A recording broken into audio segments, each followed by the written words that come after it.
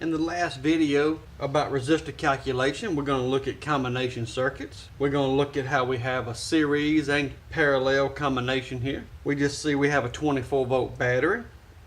Just made up some numbers, a very typical drawing here of a circuit diagram of different resistance and different loads. We go across a 10 ohm, 3 ohm, 5 ohm, 2 ohm. We got a 10 ohm across here. We got a 5 ohm. We know we're going to have 24 volts drop across all this. We see we have more than one path. But these aren't as hard as they look. We can always break them down. The first thing we're going to do, remember what this looks like. We're going to redraw this because this is typically how something may be. But we know how we can do in series, so the first thing we're going to do is take R2, 3, and 4, which is 3, and 5 is 8, and 2 is 10. So that's another 10 ohms in series we can just draw across here. And we're going to erase and we're going to redraw it. So we'll just show how we can break it down one step at a time.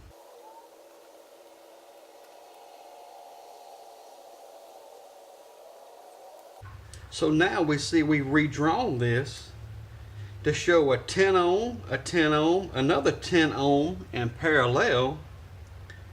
This time showing that R2, 3, and 4 combined are this 10 ohm resistor in series.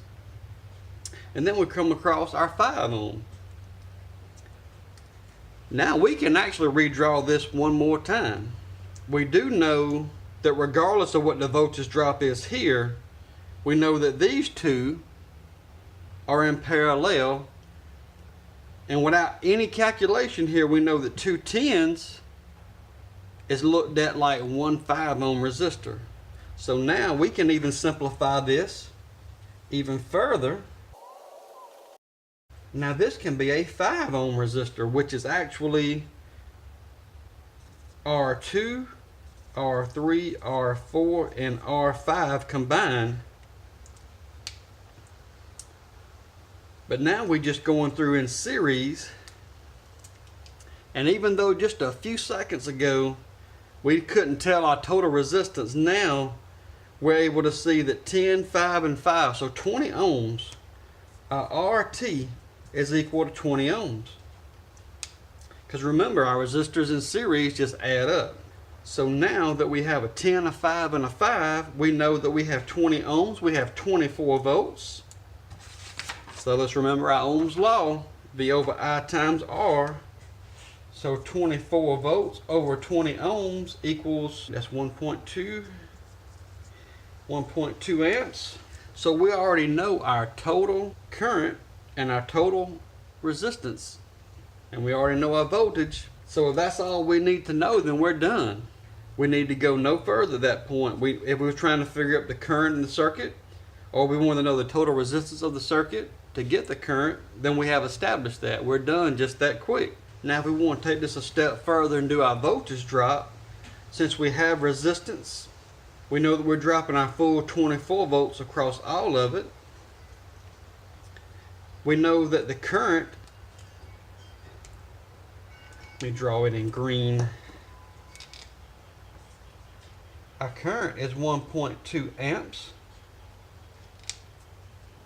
So with that being said, we know the voltage drop here. What is our voltage? Our resistance times our current. Because remember, the 1.2 amps is across the complete circuit all the way back. 1.2 amps. So we're actually dropping 12 volts right here. We know we have 12 volts of drop. So if this is 12 volts, if this is a 12 volt drop, then we're going to have 12 volts at this point. Have to remember our Kirchhoff's voltage law, that we will drop the voltage all the way around back to 0 in a complete circuit or a loop. So we actually know this is 5 ohms, so we can calculate it just like this one. So we know with it being half of that one what it is, but still it calculates out to be 6 volts drop here.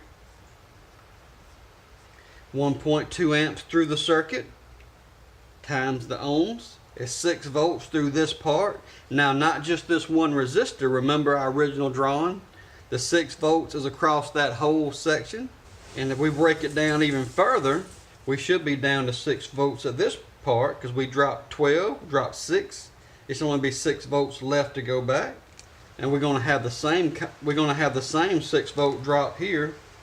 That's all we have left anyway. But 6 volts drop. It all checks out. It all works. It's verified by checking it more than one way.